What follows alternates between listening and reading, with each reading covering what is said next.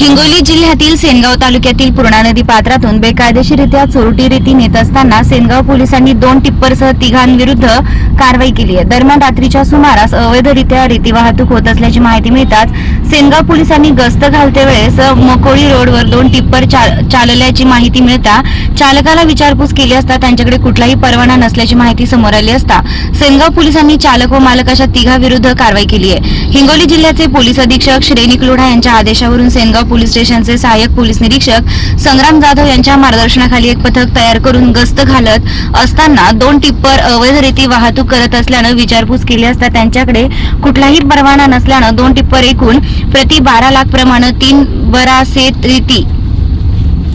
Brass रेती प्रति 4,000 रुपये प्रमाणे असा एकूण मुद्देमाल 24 लाख व त्यामध्ये प्रत्येकी 3 ब्रास रेती असा 24,000 रुपयांचा मुद्देमाल जप्त केला आहे। पुढील तपास सेनगाव पोलीस स्टेशनच्या वतीनं करण्यात येत आहे।